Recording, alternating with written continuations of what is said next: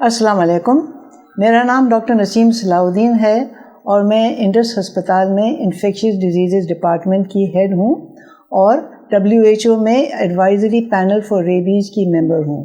ہم اس ویڈیو کی مدد سے کتا کاٹ کی بیماری یعنی ریبیز سے بچاؤ کے کئی اہم معلومات فراہم کریں گے۔ ریبیز بیماری عام طور پر جانوروں کی بیماری ہے جو کسی بیمار جانور کے کاٹنے سے انسانوں میں منتقل ہو سکتی ہے۔ کئی میملز ہیں جن کے ذریعے سے ریبیز کا وائرس انسانوں میں منتقل ہو سکتا ہے، لیکن پاکستان میں یہ بیماری زیادہ تر پاگل کتوں کے کاٹنے سے پھیلتی ہے۔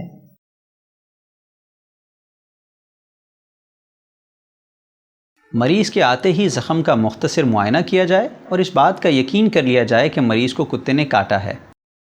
سب سے پہلے تمام زخموں کی دھلائی اور صفائی کی جائے۔ زخم کی دھلائی کسی بھی عام صابن اور پانی کے ساتھ اچھی طرح رگڑ کر کم از کم 10 منٹ تک کی جانی چاہیے۔ اس طرح کتے کے منہ کا لعاب اور جراثیم دھل جائیں گے۔ پھر کسی بھی اینٹی سیپٹک سے زخم کو صاف کر لیں۔ اس کے بعد گاز پیس کے ساتھ ہلکا سا ڈھانپ دیں۔ اس بات کا خیال رکھیے کہ کتا کاٹے کے زخم کو فوری ٹانکا نہ لگائیں۔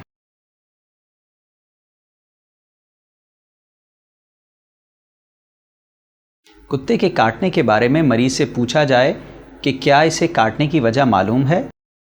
اس کے ساتھ ساتھ جانور کے بارے میں بھی مزید معلومات حاصل کی جائیں، مثلاً جانور گھریلو ہے یا گلی کا، جانور کو حفاظتی ٹیکہ لگا ہے یا نہیں، مریض کو ماضی میں ریبیز سے بچاؤ کے حفاظتی ٹیکے لگے ہیں یا نہیں، وغیرہ۔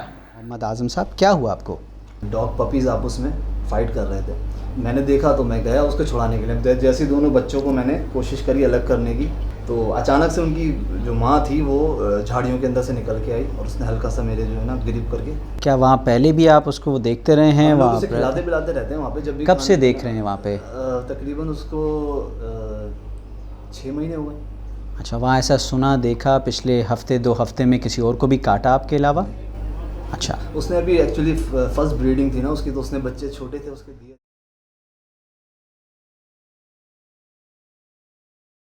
اس کے بعد مریض کا مکمل معائنہ کر کے کتا کاٹے کے زخم کی درجہ بندی کی جاتی ہے، جو کہ عالمی ادارہ صحت یعنی WHO کے مطابق زخم کی نوعیت کے اعتبار سے ہوتی ہے۔ زخم کو 3 درجوں میں تقسیم کیا گیا ہے۔ کیٹیگری 1 جس میں کتے کا لعاب لگا ہو لیکن جلد برقرار رہے یا کوئی زخم نہ ہو اور صرف کتے کے کاٹنے کا خوف ہو۔ اس صورتحال میں اس بات کا یقین کر لیا جائے کہ کتے کے کاٹنے کا کوئی زخم نہیں ہے۔ اگر لعاب سالم جلد پر ہے تو اس کو دھو لیا جائے۔ کیٹیگری 1 میں ریبیز کا کوئی خطرہ نہیں ہے، لہٰذا حفاظتی ٹیکوں کی ضرورت نہیں۔ کیٹیگری 2 جس میں معمولی نوعیت کا زخم کتے کے دانت لگنے سے آئے اور خون نہ بہا ہو، اس صورتحال میں ریبیز سے بچاؤ کے حفاظتی ٹیکوں کا کورس مکمل کیا جاتا ہے۔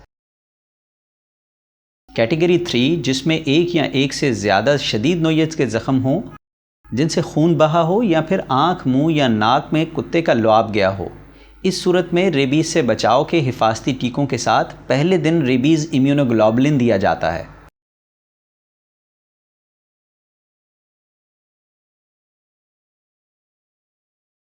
ریبیز سے بچاؤ کے حفاظتی ٹیکے یعنی اینٹی ریبیز ویکسین لگانے کا مقصد متاثرہ شخص میں ریبیز سے بچاؤ کی قدرتی مدافعت پیدا کرنا ہے۔ پاکستان میں یہ اینٹی ریبیز ویکسین موجود ہیں۔ تمام ریبیز ویکسین کو 2 سے 8 ڈگری سینٹی گریڈ میں رکھا ہونا چاہیے۔ ریبیز ویکسین لگانے کے 2 مختلف ریجمنٹس ہیں، انٹرامسکولر اور انٹراڈرمل ریجمن۔ انٹرامسکولر طریقہ چھوٹے کلینک یا ہسپتال میں استعمال کیا جاتا ہے جہاں مریضوں کی تعداد روزانہ کی بنیاد پر 2 سے کم ہو۔ 1 ویک انٹراڈرمل ریجمن ایسے ہسپتال میں استعمال کرنا چاہیے جہاں مریضوں کی تعداد روزانہ کی بنیاد پر 2 یا 2 سے زیادہ ہو۔ سب سے پہلے ویکسین کو ریکانسٹیٹیوٹ کریں، یعنی ویکسین میں موجود ڈائلیوئنٹ کو پاؤڈر میں ڈال کر حل کر لیں۔ انٹرامسکولر کی خوراک ویکسین کا ایک مکمل وائل ہے جو کہ ڈیلٹوئڈ یعنی بازو کے پٹھوں پر لگایا جاتا ہے۔ اس طریقے میں ریبیز ویکسین کورس شروع کرنے کے پہلے دن، تیسرے دن، 7ویں دن اور 14ویں دن لگایا جاتا ہے۔ इंट्राडर्मल रेजिमेन में 0.1 ml वैक्सीन हर एक डेल्टॉइड पर लगाया जाता है। इस तरीके में वैक्सीन कोर्स शुरू करने के पहले दिन, तीसरे दिन और 7वें दिन लगाया जाता है। वैक्सीन को इंट्राडर्मली लगाने का तरीका ये है कि 1 cc सिरिंज में वैक्सीन की मतलूबा मिकदार लेकर नीडल के सिरे को जिल्द की सतह में दाखिल करें और आहिस्ता से वैक्सीन को इंजेक्ट करें। जिल्द की सतह पर एक उभार महसूस होगा, जिसका मतलब है वैक्सीन दुरुस्त तरीके से लगी है। अगर जिल्द पर उभार ज़ाहिर ना हो तो दोबारा वैक्सीन लगानी होगी। इस तरीके से वैक्सीन का एक वायल एक से ज़ायद मरीज़ों में तकसीम किया जा सकता है। मसलन 0.5 ml वैक्सीन वायल 2 से 2.5 मरीज़ों में तकसीम किया जा सकता है, और अगर वैक्सीन वायल 1 ml हो तो 5 मरीज़ों को लगाया जा सकता है। इंट्राडर्मल इंट्रामस्कुलर के बराबर ही मौसर है और ज़्यादा किफ़ायतशार है।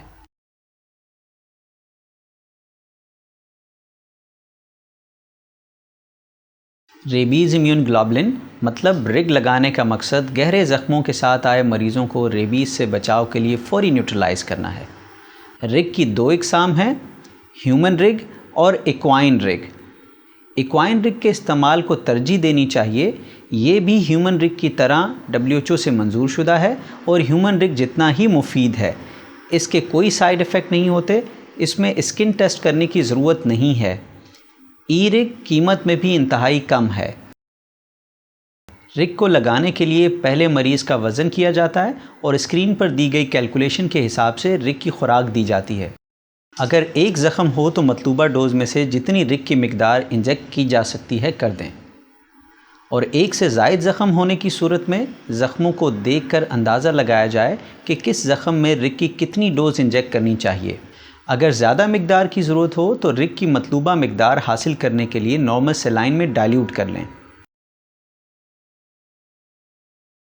अब हाथों को अच्छी तरह साफ़ कर लें और दस्ताने पहन लें, और रिग लगाने से पहले ज़ख़म को एंटीसेप्टिक से साफ़ कर लें।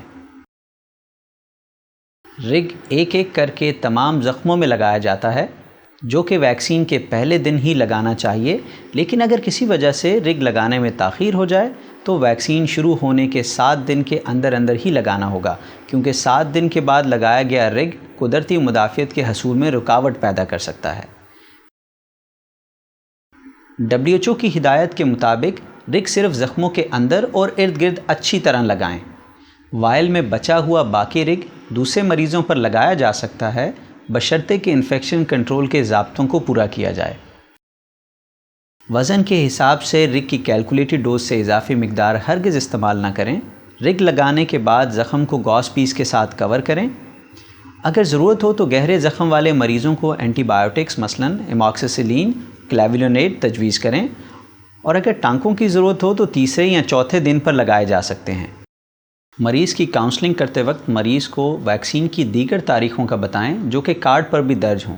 ज़ख़्म को साफ़ सुथरा रखने का मशवरा दें और मरीज़ को समझाएं कि कार्ड को संभाल कर रखें, क्योंकि कुत्ते के दोबारा काटने की सूरत में काम आ सकता है।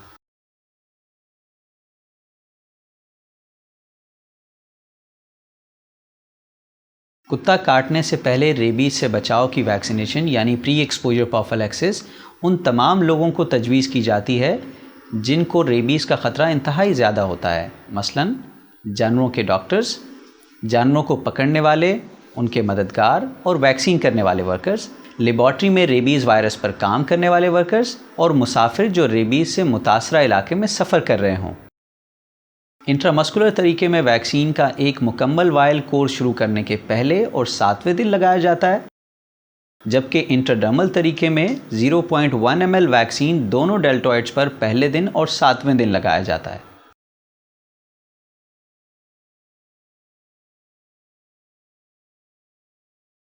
कुत्ते के दोबारा काटने यानी री एक्सपोजर की सूरत में अगर मरीज़ को रेबीज़ से बचाव के हिफाजती टीके माजी में लगे हैं तो मरीज़ में पहले से क़ुव्वत मुदाफ़ियत मौजूद है। सबसे पहले तमाम कैटेगरीज़ के ज़ख्मों को अच्छी तरह धोएं। 3 महीने के अंदर दोबारा कुत्ता काटने की सूरत में किसी इलाज की ज़रूरत नहीं, लेकिन 3 महीने के बाद काटने की सूरत में वैक्सीन की बूस्टर डोज़ लगानी होगी, अलबत्ता रिग लगाने की ज़रूरत नहीं। इंट्रामस्कुलर तरीके में वैक्सीन का एक मुकम्मल वायल कोर्स शुरू करने के पहले और तीसरे दिन लगाया जाता है। جبکہ انٹراڈرمل طریقے میں 0.1 ml ویکسین ایک ڈیلٹوئڈ پر پہلے دن اور تیسرے دن لگایا جاتا ہے۔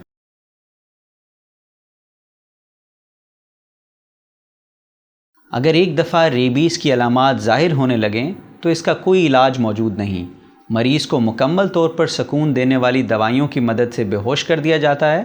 مریض کے گھر والوں کو ایک الگ اور پرسکون کمرے میں لے جانا چاہیے تاکہ انہیں بہت اعتماد اور شفقت سے بیماری کے بارے میں بتایا جا سکے۔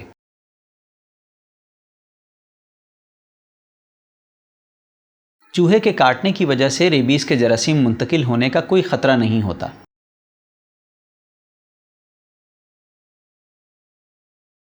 پکا ہوا گوشت ریبیز کو منتقل نہیں کر سکتا، البتہ متاثرہ جانور کے گوشت کو کھانے سے گریز کرنے کی تجویز دی جاتی ہے۔ پاگل جانور کا دودھ یا دودھ کی مصنوعات کے استعمال سے ریبیز کے پھیلنے کا کوئی لیبارٹری یا وبائی ثبوت نہیں ہے، تاہم یہ تجویز کردہ ہے کہ پاگل جانور کے دودھ کا استعمال نہ کیا جائے۔ ایک ہی برانڈ یا روٹ کو استعمال کرنے کو ترجیح دی جاتی ہے، تاہم اگر یہ ممکن نہیں ہے تو کوئی دوسرا برانڈ یا روٹ استعمال کیا جا سکتا ہے۔ بے شمار ممالک میں انٹراڈرمل ریبیز ویکسینیشن 30 سال سے زائد عرصے سے استعمال کی جا رہی ہے اور انٹرامسکولر کی طرح ہی مؤثر ہے۔ لوگوں میں اس بات کی آگاہی کو عام کرنا ضروری ہے کہ ریبیز سے بچاؤ ممکن ہے اگر ہدایات پر عمل کیا جائے۔ یاد رکھیں کہ زخم کو اچھی طرح سے دھوئیں، گھریلو ٹوٹکے ہرگز نہ استعمال کریں اور حفاظتی علاج بروقت کریں تاکہ اس مہلک بیماری سے بچایا جا سکے۔